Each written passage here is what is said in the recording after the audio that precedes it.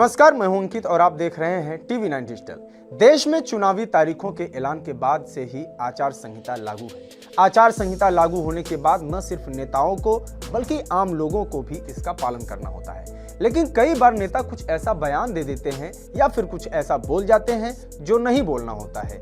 चुनाव के दौरान अक्सर धर्म को लेकर दिए बयान को लेकर नेता मुसीबत में फंस जाते हैं। कुछ दिन पहले अखिलेश यादव के सामने सपा नेता ने बीजेपी सांसद सुब्रत पाठक पर विवादित बयान दिया था। किरोड़ी लाल मीणा ने एक जनसभा में लोगों से कहा, राम को काल्पनिक मानने वाले लोगों को वोट दोगे क्या? राम मंदिर पीएम मोदी ने बनवाया है। बीते कुछ दिनों पहले देश के गृह मंत्री अमित शाह की एक फोटो वायरल हुई है जिसमें वो रामलला की मूर्ति मंच पर लोगों को दिखा रहे हैं। आखिर धर्म को लेकर क्या कहती है चुनाव आयोग की आचार संहिता?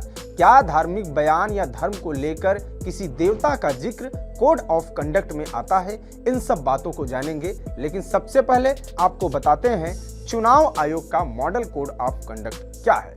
MCC का फुल फॉर्म है मॉडल कोड ऑफ कंडक्ट, जिसे हम और आप आदर्श आचार संहिता के नाम से ज्यादा जानते हैं। आचार संहिता भारतीय निर्वाचन आयोग द्वारा प्रकाशित दिशा निर्देशों का एक समूह है। चुनाव प्रचार और मतदान के दौरान राजनीतिक दलों और उम्मीदवारों के लिए आचरण के मानदंड तय करता है। सत्ताधारी पार्टी के मंत्रियों को MCC लागू होने के दौरान कैसे आचरण करना है, इसके बारे में भी निर्देश देता है। साथ ही ये आम नागरिकों के लिए भी कुछ नियम बनाता है। आचार संहिता कोई कानून नहीं है जिसे संसद ने पास किया है। ये अलग बात है कि इसके दायरे में आने वाली चीजें IPC और जन प्रतिनिधित्व कानून 1951 के तहत चुनावी अपराध और भ्रष्ट आचरण माना जाता है, जिनमें सजा का प्रावधान है। आचार संहिता में धर्म को लेकर भी काफी कुछ कहा गया है और कई नियम बनाए गए हैं, जैसे कि जाति, धर्म या भाषा के आधार पर समुदायों के बीच तनाव पैदा करना, वोट हासिल करने के लिए जाति या सांप्रदायिक भावनाएं भड़काना, चुनाव प्रचार के लिए धार्मिक स्थलों का इस्तेमाल करना, मतदान स्थल पर पोस्टर, झंडे, चुनाव चिन्ह या किसी अन्य प्रकार का प्रचार सामग्री नहीं लगाई जा सकती। ऊपर के 4 पॉइंट से इतना तो साफ दिख रहा है कि चुनाव आयोग धार्मिक मामलों को लेकर कितना सेंसिटिव है। चुनाव आयोग का नियम यह कहता है कि नेताओं को इस तरह की चीजों से बचना चाहिए।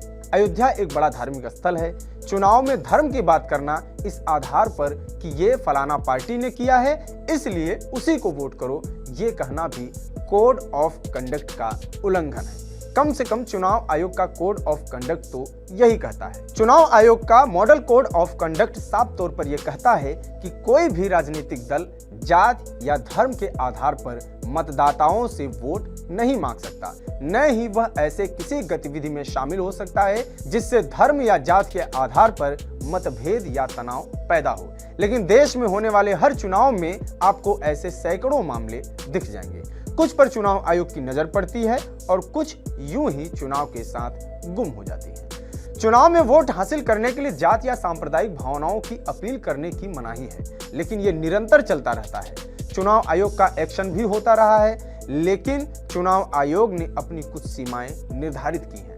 नेताओं को भी उन सीमाओं का ख्याल रखना चाहिए, उसका पालन करना चाहिए। अगर ऐसा होने लगे तो शायद आचार संहिता के मामलों में कमी खुद ही दिखने लगेगी। ये जानकारी आपको कैसी लगी कमेंट बॉक्स में बताएं। जुड़े रहिए TV9 डिजिटल के साथ। नमस्कार।